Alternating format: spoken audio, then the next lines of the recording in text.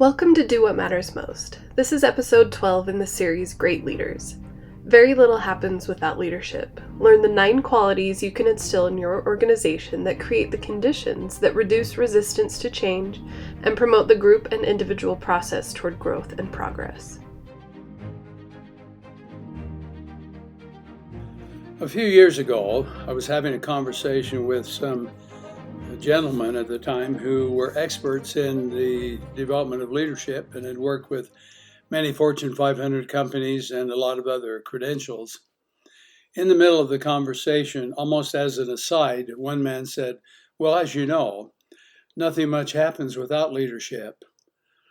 And it was said so softly and quiet, almost as if it was a well-known idea, that at the moment, I didn't think much about it, but as I was reflecting on that conversation, it dawned on me that it was probably the most crucial thing that was said that day, or at least that I heard that day. So as I began being involved in my own leadership, coaching and training, and just developing myself as a leader, I kept that in my thoughts and worked with it a little bit and realized that what that message means is that if you want to progress, then leadership is required. And if you want to maintain an organization and even stabilize it, leadership is required. And it's required in the home and the family. It's required in business and in church and virtually everywhere else. And so I began to think about that as it applied specifically to the idea of innovation. Because many of the organizations who contacted me for my services wanted to set up a plan because they intended to create innovation either in a new product or a new service, or they were going to redesign their organization and wanted people to accept and understand it and not resist too much. This gave me a chance over several years, by the way, to look at different types of organizations and the culture within them to see what it was that lent itself to their ability to innovate in a fairly expeditious way, or where they tried and failed, or where they just couldn't even decide or to even get there in terms of thinking about doing something new. I also read a book having to do with a learning organization, it was called, and I don't recall the author, but the book is about the idea that now we're trying to hire people who have the capacity to learn as much as we are hiring people who have certain skill sets. And the reason for that is that the speed of knowledge acquisition and knowledge distribution has quickened so much in the last 2 or 3 decades that what we know today will be soon out of style, and so we need people who learn. And in that book, they had stories of several people, several organizations, that is, who had made efforts to learn and stay up on things and succeeded. And then they had some stories about organizations who didn't, and they disappeared in as short a time as 5 to 6 months. Well, that motivated me to take a look at the qualities that organizations have that nurture innovation, that do it successfully. At the same time, Clayton Christensen published his books on disruptive innovation, which I thought was a remarkable contribution to our understanding of leadership, and have felt very grateful to him as an author for outlining a lot of the issues that take place where innovation is concerned. So over the years, I've collected 9 qualities, organizational qualities, I believe, that nurture innovation, and I'm going to address each of those, hoping that it will give you a chance to look at where you are and what you do and see whether or not it's possible for you to put these in place prior to introducing the idea that you want changes to take place or even improvements. The first of these qualities I'm just calling involving more people in leadership and increasing the flow of information throughout the organization. Now, why is that important? Well, all human and organizational communication tends to become redundant and tends to become channeled through routine methods. And that's still true, even though you can now broadcast widely on the internet and distribute information to everybody at the same time. The reason why it is still true is because Some people still selectively receive information and think it pertains to them, and other information and they don't think it pertains to them. So one way of getting people to pay attention to the information that is necessary for innovation to take place is to find a way to involve them in leadership, which means that you could identify a simple set of leadership practices and provide training to people and give them opportunity to practice and demonstrate it down throughout the organization. So if you had a team leader here or a department manager there or somebody in a church organization that was a counselor, you would invite them to teach some of the concepts so they become acquainted with the idea of leadership and how it works. Oh, the second one has to do with commitment to honesty and integrity. This should be a foregone conclusion, or at least self-evident. And the reason it should be is that honesty and integrity are the necessary tools, so that when people start to work together, they will be responsible for their own assignments. But in addition to that, they will keep promises that they make. Quite often, when there's innovation in the prospect, people are a bit anxious about that, and they're a bit anxious about themselves. So what they do is tend to be a little limited and more close to the vest, and they won't do things where they have to take any kind of risk. And these are the conditions that produce resistance to innovation. And when large groups of people do that and begin to talk about that, it can create a major barrier in your attempt to improve and to create something new. So you start a program inside the organization that is designed to say, we want to revisit the values of honesty and integrity. On one occasion, when I was spending time with the Utah Jazz business organization, we were having this conversation, and they decided that what they would like to do is to introduce a set of values for their whole organization to be guided by, which they would teach and promote throughout the next year or two. I cannot go back and tell you what the results of that were, but I can tell you that the Utah Jazz organization stands out as one of the truly remarkable cases where in a very small market they are able to succeed and grow beyond anyone else's expectations. When people come and visit the building that they play in and go through the process they go through, they're amazed that the building's always clean, that they have as much fan attention as they do, and the organization is really well run. Here's number 3, something called personal mastery, which has to do with the individual character qualities. Now, this might seem like it duplicates honesty and integrity, but it's actually based on something different. Personal mastery is the idea that before I go to blame or criticize or rely even excessively on other people, I'm going to take a look at myself and make sure that I can rely on myself, that I am going to organize myself so I can actually do what is necessary well, and that I have the idea that I'm in charge of my own life. Well, why is that the case? Well, when innovation is in a prospect, see, then all of the anxious, nervous conditions that arise among us about our dependence on other people and what's going to happen to this person and that person and worry about the relationships begin to unfold. And the cure for that, of course, is the commitment on the part of individuals to function, do their job, and to have the concept that no matter what, I'm going to carry out what my responsibilities are. Then when people are asked maybe to do something a little different and perhaps something a little extra, it's not a big deal. The people with personal mastery will just say to themselves, I can take care of that and it won't last for long.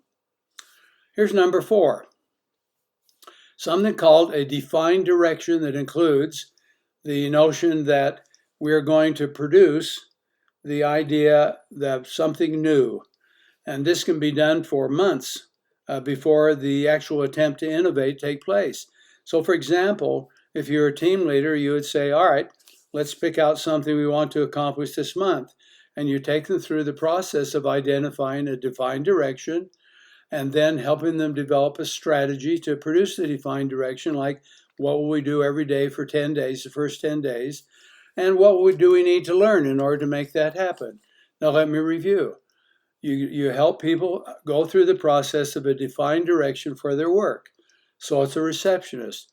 What could a receptionist do to improve herself? Maybe more efficient, maybe keep better notes, whatever it is. And what could she do or he do that would make it possible, see, to get better? And then you build a little strategy, and she creates that and goes to work on it. She does this a time or two before we're going to implement what innovation turns out to be. Number 5 is a mental model of work that includes idea generation, creativity, and collaboration. So if you ask people, well, how do you think about your work? And they'll say, well, it's this, or well, it's that, or they'll tell you how hard or how easy or how fun or whatever. But they often do not have the idea that, are you ever invited to bring up your ideas? Do you ever need to have new ideas in order to be successful? And what do you need to know about creativity? And here's where some companies will send in some consultant to say, we're going to teach you about the process of creativity. And then we're also going to demonstrate that you can collaborate with others.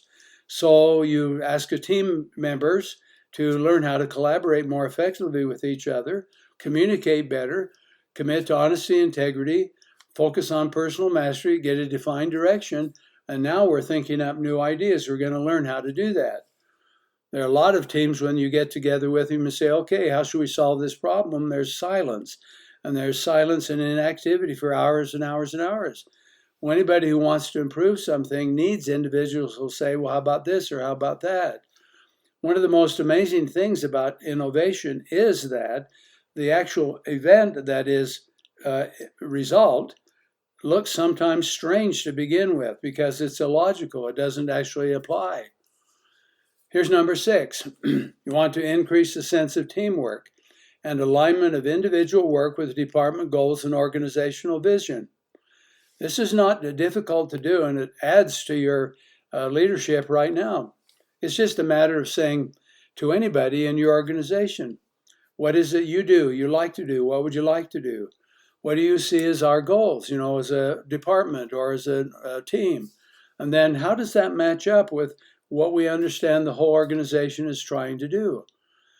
Most organizations, all through it, should be working to align individual experience with the organizational vision.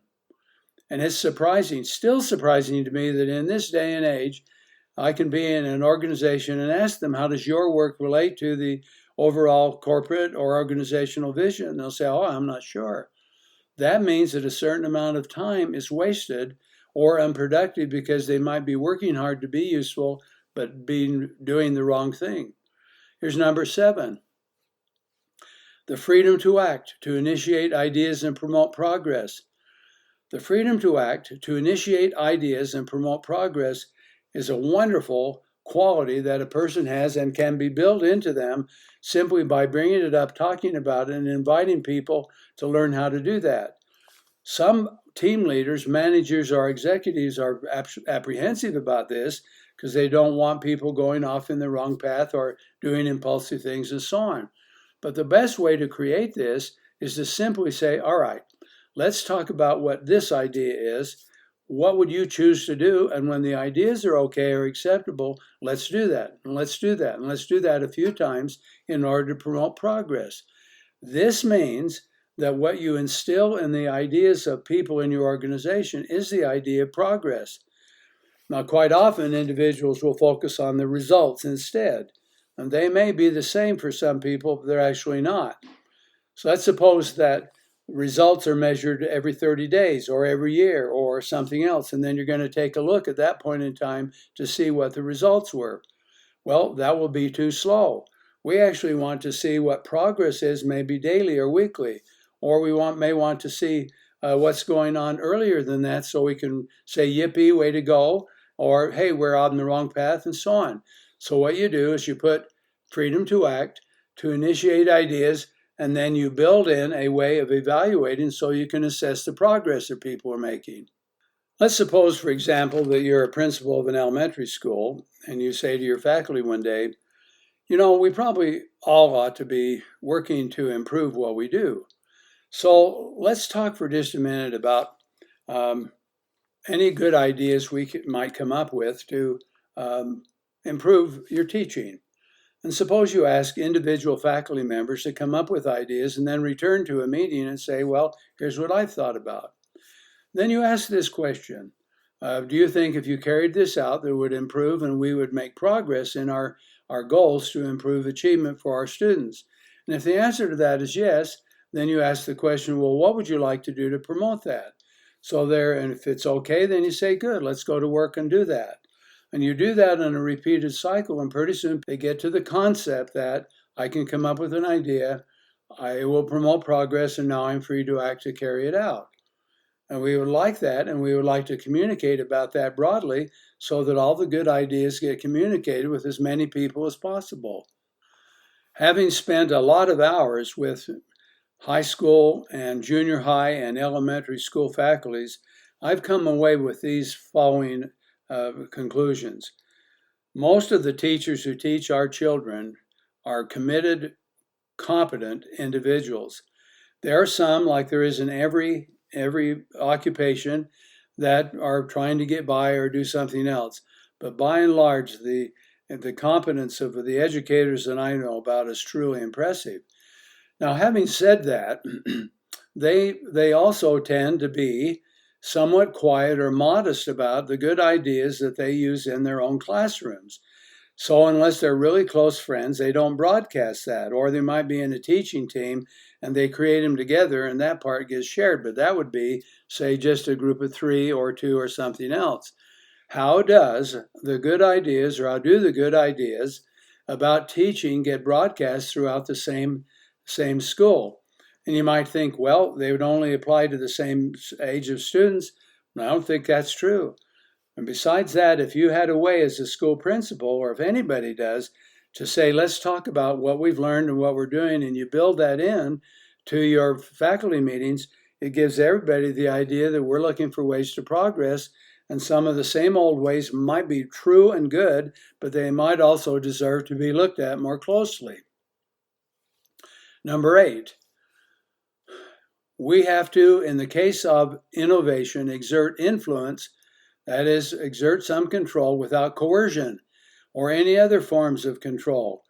You could offer an incentive reward, for example, but you couldn't apply pressure on people to actually change unless you have somebody who's an obstacle and you say, well, here it is, you're holding up the train, and so let's talk about what we need for you to actually get involved so you can make this happen.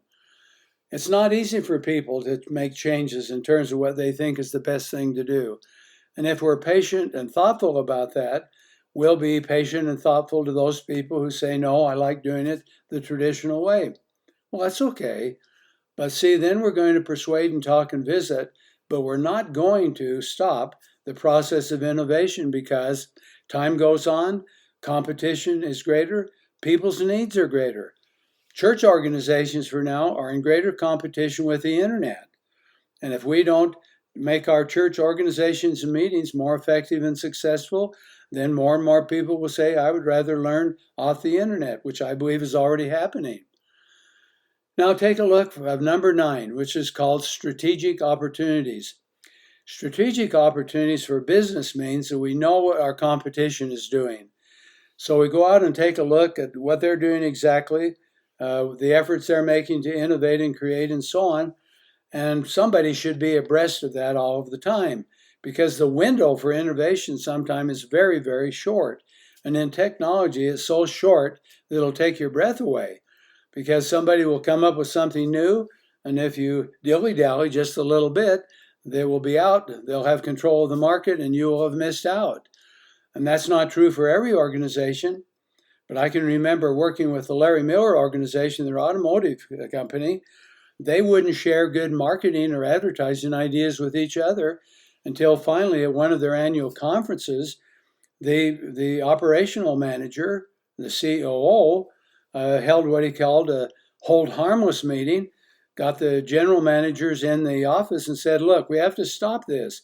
We've got to learn to increase collaboration and share useful and effective ideas.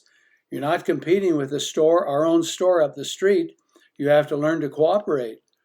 I think they bought the message because what happened to that company was amazing. And in the next few years, they actually doubled their net profit doubled the previous year every year. So at the end of 3 years, they had done 300% growth. And it was remarkable in part because they were saying, well, here's what I do to advertise. Here's what I do to sell used units. Here's what I do to reduce these expenses. And they got access to the individuals who knew how to do that. One such individual was a general manager from Arizona, and he was legendary for his cost control. In order to get his employees to understand it, he shut off the electric water fountain, saying, well, it's too expensive. And they laughed at him, and he said, we're in Arizona in the summer. And he said, I just wanted to make a point about how important it is to cut costs. And so we took his strategy and everybody else's that they started to contribute, and it made every general manager better. Now that takes us back to number one. We're going to involve more people in leadership and increase the flow of information throughout the organization. Not about all things, but about the things that are pertinent to the nature of your organization's purpose and to what it's going to take, to make progress and innovate. Now, we need to be more skillful, in my opinion, at innovation. Large numbers of people need to know how to innovate so that we can keep pace with the challenges we face and keep ahead of them, and so that we can take care of our families, take care of our schools and improve them, and our businesses. Now, this does not mean that we turn ourselves headlong into change for change's sake. What it does mean, however, that on a selective basis, when there's an opportunity, a strategic opportunity, we have the capacity to move quickly and to move effectively so that our organization survives and our organization grows. I will predict that one of the learnings that has been occurring in American businesses, especially restaurants, during the last 18 months of the pandemic, has taught them how to make changes and to make changes rapidly in order to survive. And I am grateful, for example, to see what our American compatriots have actually done to survive and contribute to the economy. There are some truly remarkable business heads in the world, just as there are people who are religious thinkers and family leaders, and we need all of them to understand how to look ahead, to identify a good idea, and to promote progress toward it so that we have leadership for innovation. Thank you for listening to this episode of Do What Matters Most, which is sponsored by FirstAnswers.com, where you can find new tools for families and parents of 21st century kids with a focus on emotional self-reliance. Visit FirstAnswers.com to sign up for a free newsletter. Find Do What Matters Most on Facebook and our website, mattersmostmedia.org, where you can ask Dr. Scoresby your own questions. Remember to subscribe to stay up to date with new episodes. Give us a rating and write a review on the podcast app or Google Podcasts, and let us know what you think about Do What Matters Most.